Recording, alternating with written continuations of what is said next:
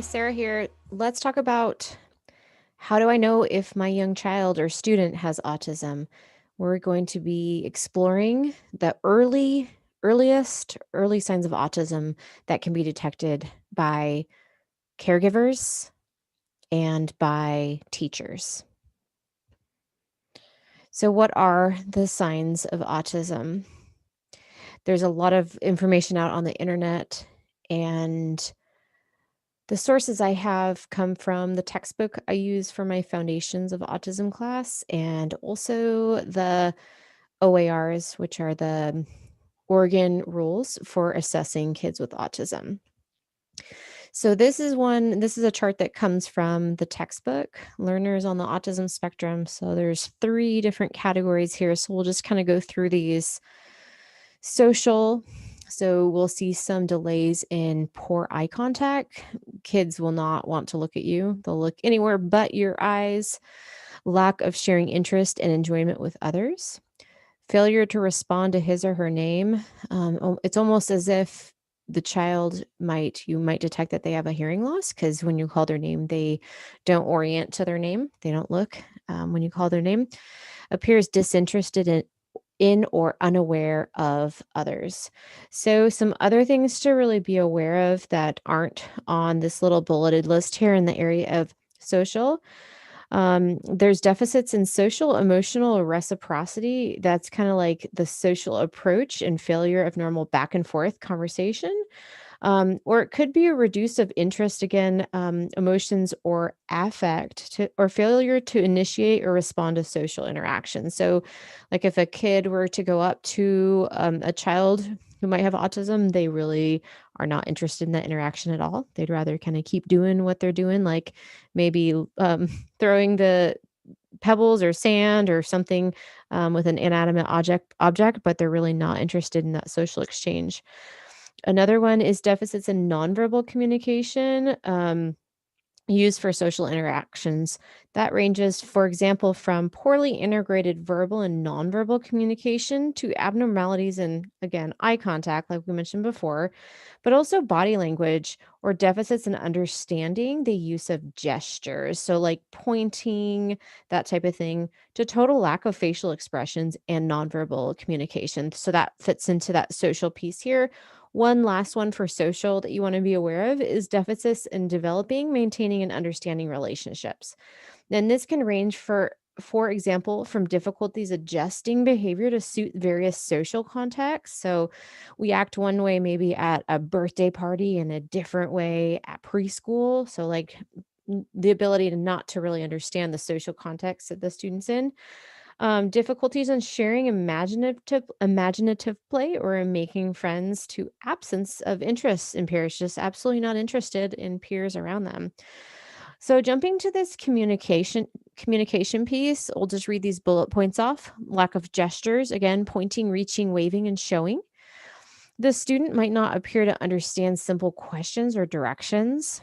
That's considered receptive understanding or receptive communication. Speaks in an abnormal tone of voice or with an odd rhythm. So sometimes kids might be called something like a little professor, where they kind of speak in more kind of advanced vocabulary for their age. They might have a very monotone sound to their voice, almost like robotic, with not a lot of inflection, like inflection for questions going with the sound of the words don't kind of have that natural rhythm. The last one here, communication, they may repeat words or phrases exactly as heard, but don't understand how to use them. So this is one, sometimes it's called scripting, where a student might hear or learner might hear something from like a television show that they like to watch, an ad on TV, and they're just repeating it. It could be also called echolalia. There's something called immediate echolalia, which is what they repeat right after you, or something called delayed echolalia, where they heard it a long time ago or that morning and they're still saying it and it's later in the day. Um, so jumping down to behavior, jumping to behavior, repeating the same actions or movements over and over again.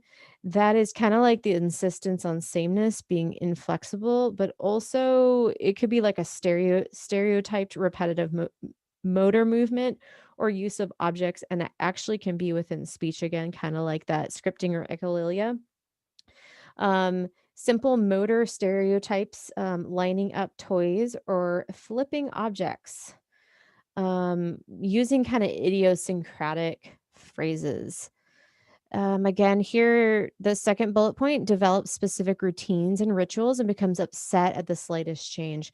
If your child is extremely rigid and really cannot handle any change in their routine, for example, someone who drives their car to preschool, drives your child to preschool, and they insist you go the same way because if you break that routine or ritual, they get very, very inflexible, maybe crying, having a meltdown, that type of thing, is preoccupied with a narrow topic of interest. Kids with autism have something called special interest areas. There are some strengths to that because kids can become very, very knowledgeable on a subject, which is great. And it can also be a hindrance if they have a hard time shifting focus from that special interest area. So, at a glance, these are kind of the big, I would say, developmental domains that you want to look for, and some key things that might be delayed within those domains. There's a few other that I don't want us to forget.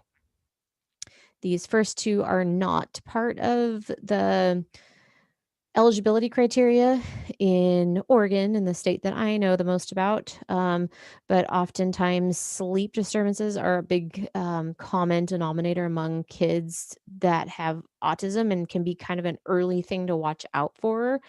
If you are starting to see a lot of sleep disturbances, such as having like delayed onset of sleep, aka going to sleep really, really late, or night waking, or super early waking, you want to clue in your pediatrician really to all of these signs, but that's a big one to kind of work out and make sure you're sharing that one. Food selectivity oftentimes is based on sensory issues for food, the smell, the taste, the texture, but again, not part of the eligibility criteria, but it is a huge common denominator among kids that have autism spectrum disorder. This last one here actually is part of the eligibility criteria, so I wanted to make sure we talked about this. This is sensory processing disorders. So you're looking for hyper or hypo reactivity to sensory input or unusual interest in sensory aspects of the environment. So what you're looking for here is like an apparent indifference to pain, temperature, etc., or adverse responses to specific sounds or textures, and excessive smelling or touching of objects. So you're looking at the hyper or the hyporeactivity to these things. Visual fascination with lights or movement. So if you have a little one who is very preoccupied with looking at a light, and oftentimes they'll do something called like side glancing or side looking at the light. That's kind of a one of the signs. So you want to kind of be aware of that sensory piece. That alone does not necessarily mean autism's present, but it is part of the eligibility, again, for determining autism. If you have a kiddo, for example, who refuses as a toddler to walk on the grass because the feel of the grass just drives them, just sends them through the roof, that's something to make note of. Again, talk to your pediatrician about any and all of these signs that we just shared. One note, going back to the social skills piece, is that um, a lot of times, well, I guess autism is developmentally evaluated and detected. So, in other words, there's not like a blood test or anything like that to determine autism. It is behaviorally diagnosed, and oftentimes when we start to see the social skills demands increase. So, as kids do get a little bit older, our children with autism often start to lag socially, right behind, and this is the time we start really seeing the social delays when students are in early learning centers. Like, when I think about that, I'm thinking like daycare centers, even some early preschool centers.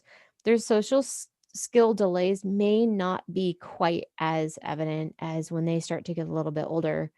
By 3rd, 4th grade, those social demands start really ramping up. So we want to detect autism as soon as possible for a variety of reasons, but also don't want our kids to start really having social challenges in those upper grades. So when we're thinking about early screening tools for autism, now that we know the signs, we want to make sure those are things that we are taking note of, anecdotally writing down, um, sharing with families if we are providers, if we're professionals. But there are a variety of professional screening tools out there for autism. There's some that are focused on the early toddler years, 0 to 5 population, and then there's some that are school age. I'll just focus on one that is intended for the toddler, the early childhood audience that is very readily accessible. If you are a parent or caregiver and you are seeing signs of autism, I would say one of the first things you want to do is check with the pediatrician to see if they have any screening tools for autism. They should have at least a general type of developmental screener, such as an ages and stages questionnaire, which is shortened to ASQ. They may not have one specifically for autism, but it's something that you can certainly ask about. The one that I'm going to show you actually is readily available on the internet, so you can maybe mention that this tool. It's called the MChat. So it stands for Modified Checklist for Autism in Toddlers Revised, MChat. And you can go on mchat.org to find out more information. But here's just a screenshot of the first 6 questions on here. So I'm just going to read a few of these. And it's very, very simple for caregivers to fill out. So really, you just answer these with your child in mind. And then keep in mind how your child usually behaves. If you've seen your child do the behaviors a few times, but he or she does not usually do it, then please answer no. So please circle yes or no for every question. Okay, so number one, for example, if you point to something across the room, does your child look at it? For example, if you point at a toy or an animal, does your child look at the toy or animal? So to me, this is looking for something called joint attention. Are they able to maintain joint attention with an adult and share fun, share activities with an adult, or are they really just kind of locked into solo play and not able to kind of orient to what an adult is having them share an interest in? Number two is, have you ever wondered if your child might be deaf? We've talked about this earlier, where if you're calling their name and they're never responding, that could be a sign. Again, if it always happens, a lot of times kids can get very engrossed in play. So, this is something that you want to make sure and check off if that's happening quite a bit. Does your child play pretend or make believe? So, this is their ability to kind of have social skills that are age typical, um, within the range of kind of typical development. Preschool age children start to kind of develop symbolic play where they might say, okay, we're going to pretend this block is a cell phone and let's call and order pizza or whatever it is that they're playing with. Or let's pretend that we are dinosaurs or princesses. That is something that you want to watch out for. If they have no imaginative play by those preschool years, that's something to consider. Does your child like climbing things? You know, to be quite honest, I'm not 100% sure what this is looking for. I know sometimes kids on the spectrum are often kind of clumsy. Um, and sometimes gross motor delays do come with autism, so maybe they're targeting this. Um, does your child make unusual finger movements near his or her eyes? So this is something that you want to look for. That's that more self-stimulatory behavior, maybe going into the hyposensitivity of sensory input or unusual interest in sensory aspects of their environment. Last one, we'll just go through these. Does your child point with one finger to ask for something or to get help?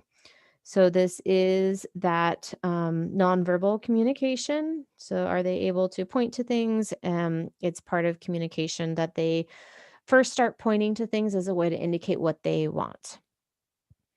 So off the top of my head, I don't remember how many questions are on here, but it's just that simple. It's just a yes or no.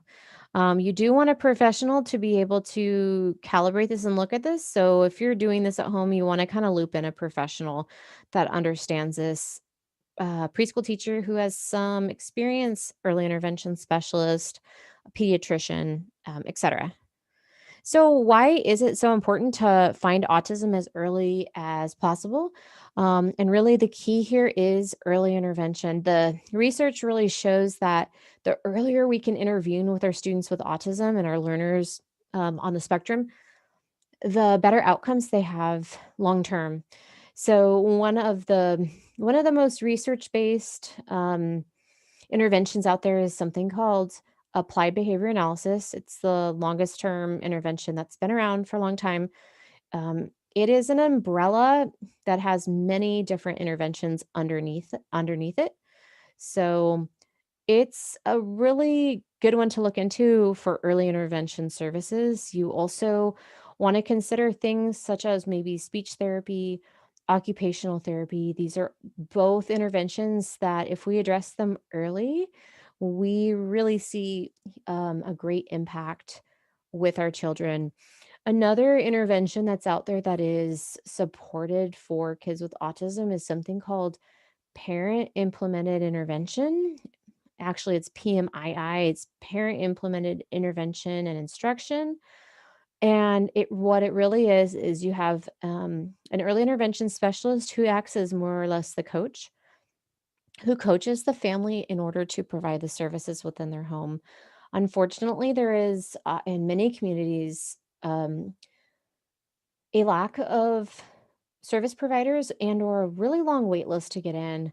So the more families and caregivers can get involved in their children's education, and the more parents can learn techniques to support communication, behavior, general functioning, the better.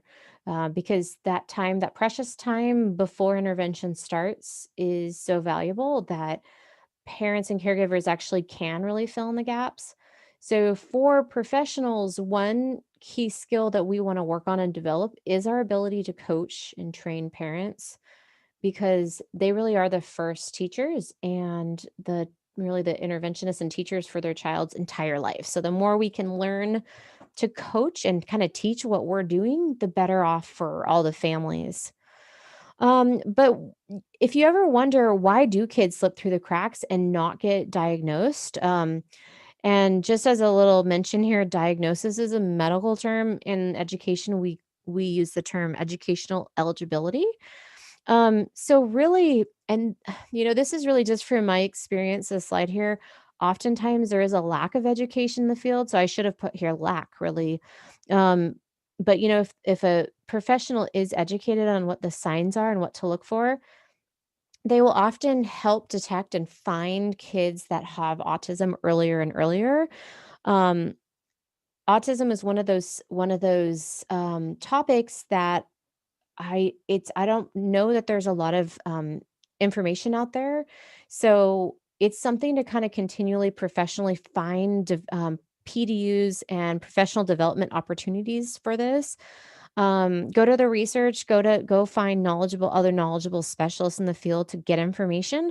But really, that's one of the reasons why we see kids slip through the cracks. And sometimes, oftentimes I actually will still see kids in high school and even adults getting diagnosed with autism, and basically their whole life has been explained at that point. Wow, that's why I am the way I am. And they might have been misdiagnosed as having maybe anxiety, depression, many other things, that maybe there is a differential diagnosis there that was missed in autism.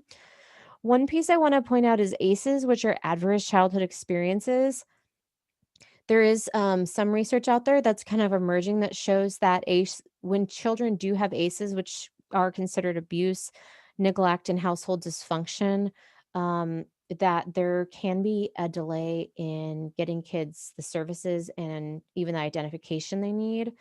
A lot of times, parents, especially, let's just say household dysfunction like poverty, divorce, for example, they do tie up a lot of the emotional bandwidth of the family. So they don't have as much emotional reserves, um, or again, emotional bandwidth to be able to get the child what they need, educationally and those developmental, screeners might be missed, developmental signs might be missed. So ACEs is ones that we wanna be aware of, especially as professionals to make sure that that's not a reason or becoming a barrier for getting the child what they need. Um, and then kids with high academic skills, are not as easily to detect. Some people in the field might not like the term, or some people might not like the term high functioning. But this is a kid who maybe has, either average or actually above average skills in math, reading ELA, that type of thing. And their social skills might just not be as obvious or might not be as big of a concern, again, when they're younger, but they might become more of a concern later. That might be the kind of kid who gets detected later versus earlier. And so they might slip through the cracks versus a kid who really presents, a lot of the ASD characteristics all at once from a young age. They might, be more apt to slip through the cracks. And then one last thing to think about is girls on the spectrum do often present differently than boys. Most if not all of the autism evaluations, so we talked about screeners, but once they don't pass the screeners, basically need further evaluation, all to my knowledge of the assessments are normed on more of a boy population, so they really are not necessarily capturing, girls on the spectrum.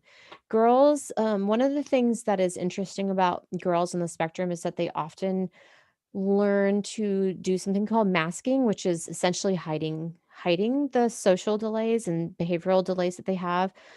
And whenever someone is spending their whole life hiding, who they truly are, it can be very tiring. It can produce things like anxiety, a sense of feeling depressed because they can't be who they are. So they will often get, a diagnosis of something different than autism. So that is one thing to look at, and they will sometimes, again, slip through the cracks. When we think of who are the first responders to detect autism in young children, really teachers of any age, but especially those early childhood teachers, the teachers that teach daycare, childcare, preschool, even K1 too, um, for kids that are more, high functioning, more or less in kinder and first, second grade. They may not have been detected yet, but these are the things that it's really, really important for teachers to be able to identify and start to notice the signs of autism so we don't have kids slip through the cracks. And then again, parents and caregivers, you're number one for making sure that, your child gets what they need and gets the services they need. So please reach out to professionals and let them know what you're seeing at home. And again, your pediatrician is a really good resource, especially for those early years, before kids start going to school. So, just to share one of my sources, this is a textbook I mentioned, Learners on the Autism Spectrum by Carrie Dunburn and Pamela Wolfberg. So, thank you so much for listening today. And I hope that helped clear up and just make you feel more comfortable with what the early signs are of autism. Thank you for watching. And also, I appreciate you being an inclusive and supportive educator.